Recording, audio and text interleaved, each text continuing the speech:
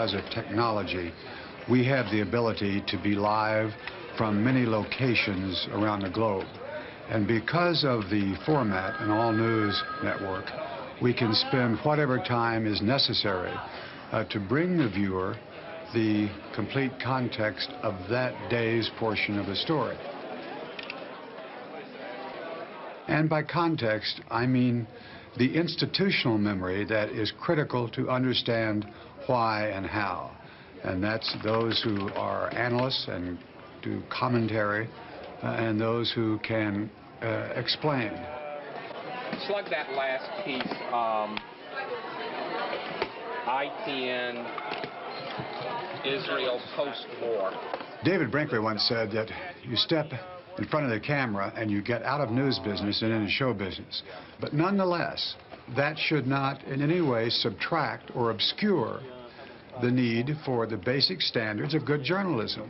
Pat, hang tight. Let me give you a lead for Salinger right now, okay? President Bush and Prime Minister Major have closed or have almost rejected the Soviet peace efforts. Okay, in Saudi Arabia, the door is being left open.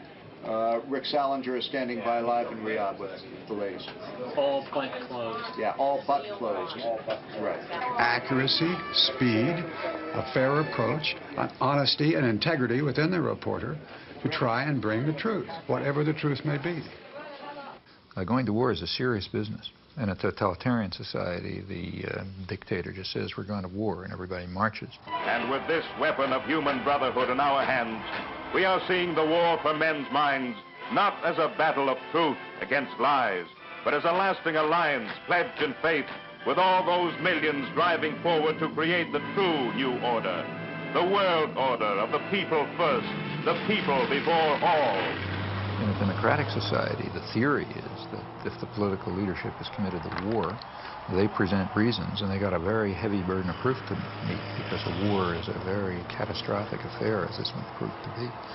The role of the media at that point is to present the relevant background. For example, the possibilities of peaceful settlement, such as what they may be, have to be presented, and then to offer a forum, in fact, encourage a forum of debate over this very dread decision to go to war and, in this case, kill hundreds of thousands of people and leave 2 countries wrecked and so on. That never happened. There was never, well, you know, when I say never, I mean 99.9% of the discussion excluded the option of a peaceful settlement.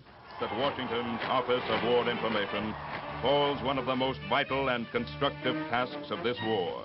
This is a people's war, and to win it, the people ought to know as much about it as they can. This office will do its best to tell the truth and nothing but the truth, both at home and abroad. First weapon in this worldwide strategy of truth is the great machine of information represented by the free press, with its powers of molding public thought and leading public action, with all its lifelines for the exchange of new ideas between fighting nations spread across the earth. Every time George Bush would appear and say there will be no negotiations, there would be, 100 editorials the next day lauding him for going the last mile for diplomacy. If he said you can't reward an aggressor, instead of cracking up in ridicule the way people did in civilized sectors of the world, like the whole third world, the media said, oh man, a fantastic principle, The invader of Panama, the only head of state, stands condemned for aggression in the world. The guy was head of the CIA during the Timor aggression, He says aggressors can't be rewarded. The media just applauded. The motion picture industry, with its worldwide organization of newsreel camera crews, invaluable for bringing into vivid focus the background drama and perspectives of the war. Mobilized, too, in this all-out struggle for men's minds are the radio networks, with all their experience in the swift reporting of great occasion and event. From every strategic center and frontline stronghold, their reporters are sending back the lessons of new tactics, new ways of war, The result was it's a media war. I mean, there's tremendous fakery all along the line. The UN is finally living up to its mission, you know, wondrous sea change, the New York Times told us. The only wondrous sea change was that for once the United States didn't veto a Security Council resolution against aggression. People don't want a war unless you have to have one. And they would have known that you don't have to have one. Well, the media kept people from knowing that.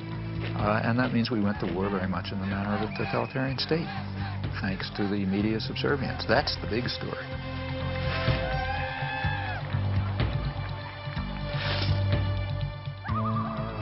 Now, remember, I'm not talking about a small radio station in Laramie. I'm talking about the national agenda-setting media. If you're on a radio news show in Laramie, chances are very strong that you pick up what was in the Times that morning and you decide that's the news. In fact, if you follow the AP wires, you find that in the afternoon they send across tomorrow's front page of the New York Times. That's so that everybody knows what the news is. And the perceptions and the perspectives and so on are sort of transmitted down, and not to the precise detail, but the general picture is pretty much transmitted elsewhere. The foreign news comes here to the foreign news desk. The editor is Bob Hanley. Bob, I suppose you get far more foreign news than you can possibly use in the paper. Yes, we do. We get a great deal more than we can accommodate in a day. And your job is to weed it out, I suppose. This is the selection center, as it were. And when I have selected it, I pass it across the desk to one or the other of these sub-editors. It comes back to me, and on this chart, I design the page. That is page 1 and page 2. Fine, Bob. Thank you very much.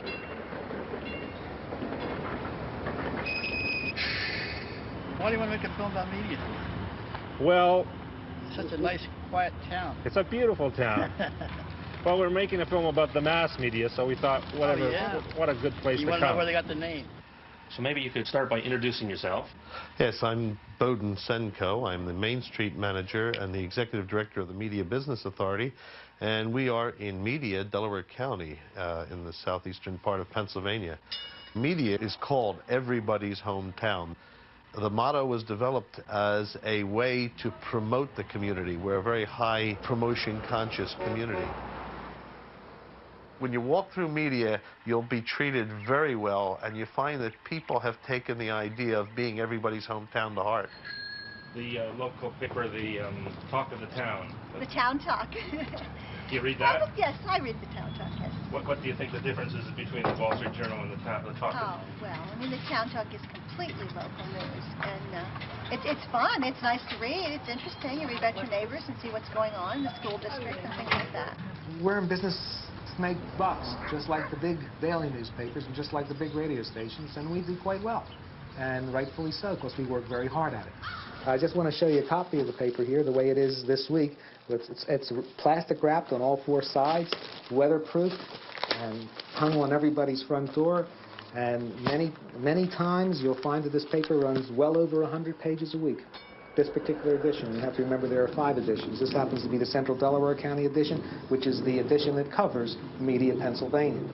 What you see here now is the advertising and composition department. Say hello, guys, will you? Hi. Hi there. And what we're doing now is we're putting red dots, green dots, and yellow dots up on the map, wherever there is a store. Now, the red dots are the stores that don't advertise with us at all. The green dots are the ones that advertise with us every week, and the yellow dots are the ones that would run sporadically. Do you have any special? Now, we have computer printouts of every one of these stores, and what we do is we take the printouts of all the red dots, which are the bad guys, and what our idea is to turn these red dots into yellow dots, and turn the yellow dots into green dots, and eventually make them all green dots, so 100% of the stores and 100% of the merchants and the service people advertise in our newspaper every week. That way we won't have any more red dots. I guess there'll always be a few red dots, but I have high hopes that there'll be a lot more green ones or red ones when we're finished. Hi, I'm Jim Morgan. I'm with the Corporate Relations Department of the New York Times, and I'm here to take you on a tour of the New York Times, so let's begin. So, they're just taking audio in here. Yeah, they're taking audio in here. Audio. No cameras, no still. We went over this quite thoroughly. They don't even take a still camera in here. We're in the composing room. This is where the pages are composed. This is the typographical area. What's the ratio of news to advertising? 60% ads. This might seem big, but it is average, in fact, below average. Our 60% might include, on some days, maybe 20 pages of classified advertising all to itself, where the rest of the newspapers weighted much heavier news to advertising. But the paper in its entirety, every day, large or small, is 60 ads, 40 news. Well, that completes our tour of the New York Times, and I hope you found it informative, and I hope that you read the New York Times every day of your life from now on. Now, there are other media, too, whose basic social role is quite different. It's diversion. There's the real mass media, the kinds that are aimed at, you know, the guys who Joe Sixpack, that kind. The purpose of those media is just to dull people's brains. This is an oversimplification, but for the 80% or whatever they are, the main thing for them is to divert them, to get them to watch National Football League and to worry about, you know, mother with child with 6 heads or whatever you pick up in the, you know, in the thing that you pick up on the supermarket stands and so on. Or, you know, look at astrology or get involved in, you know, fundamentalist stuff or something, or just get them away, you know, get them away from things that matter. And for that, it's important to reduce their capacity to think. The sports section is handled in another special department. The sports reporter must be a specialist in his knowledge of sports. He gets his story right at the sporting event and often sends it into his paper play-by-play. Take, say, sports. That's another crucial example of the indoctrination system, in my view. For one thing, because it, you know, it offers people something to pay attention to that's of no importance, that keeps them from worrying about, you know, keeps them from worrying about things that matter to their lives that they might have some idea about doing something about. And in fact, it's striking to see the intelligence that's used by ordinary people in sports. I mean, you listen to radio stations where people call in. They have the most exotic information and understanding about, you know, all kind of arcane issues. And the press undoubtedly does a lot with this. I remember in high school already, I was pretty old, I suddenly asked myself at one point, why do I care if my high school team wins the football game? I mean, I don't know anybody on the team, you know. I mean, they have nothing to do with me. I mean, why am I cheering for my team? It doesn't make any sense, you know. But the point is, it does make sense. It's a way of building up irrational attitudes of submission to authority and, you know, group cohesion behind, you know, leadership elements. In fact, it's training in irrational jingoism. That's also a feature of competitive sports. I think if you look closely at these things, I think they have, typically they do have functions. And that's why energy is devoted to supporting them and creating a basis for them, and advertisers are willing to pay for them and so on. I'd like to ask you a question essentially about the methodology in studying the propaganda model and how would one go about doing that? Well, there are a number of ways to proceed. One obvious way is to try to find more or less paired examples. History doesn't offer true controlled experiments, but it often comes pretty close. So one can find atrocities or abuses of one sort that on the one hand are committed by official enemies and on the other hand are committed by friends and allies or by the favored state itself, by the United States in the U.S. case. And the question is whether the media accept the government framework or whether they use the same agenda, the same set of questions, the same criteria for dealing with the two cases as any honest outside observer would do. If you think America's involvement in the war in Southeast Asia is over, think again. The Khmer Rouge are the most genocidal people on the face of the earth. Peter Jennings reporting from the killing fields, Thursday.